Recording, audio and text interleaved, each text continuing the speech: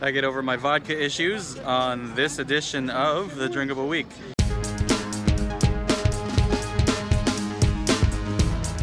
Hi, I'm Jeff Cioletti, author of The Year of Drinking Adventurously, and I am in Gdansk, Poland for this edition of the Drinkable Week.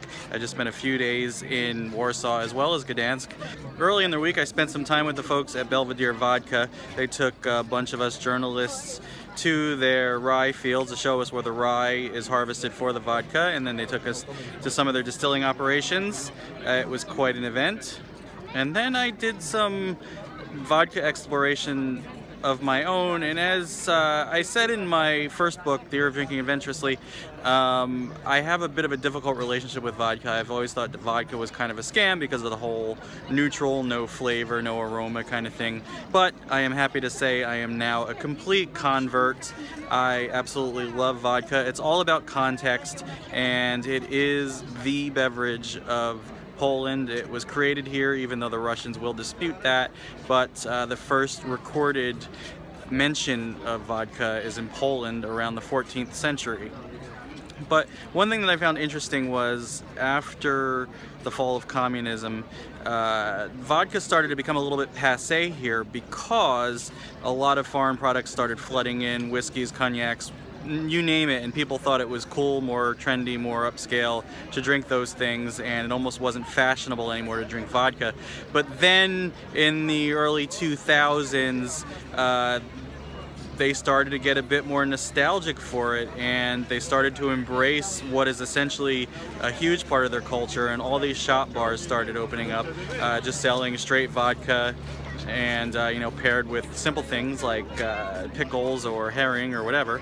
And the one thing that I find interesting is that there's a sort of ironic embrace of the communist era with all sorts of communist era kitsch, whether it be ads, propaganda posters, newspapers, that sort of thing. It's sort of ironically nostalgic, I would say.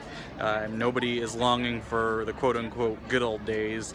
They're just accepting a part of their history that nobody here was really particularly thrilled about, and it's part of what made them who they are, and they've completely moved on because the economy here is booming, and it's such an incredibly fashionable place. And in both cities I was in, and I was in Warsaw about 17 years ago, and it's like night and day now. I mean, there was still, when I was here then, like 1999, it was still kind of a transitional era. Communism had fallen only about 10 years prior, so there were still a lot of vestiges of that, but now it looks like pretty much any other cosmopolitan city across Europe. I got a real sort of Vienna vibe from Warsaw, and Gdansk.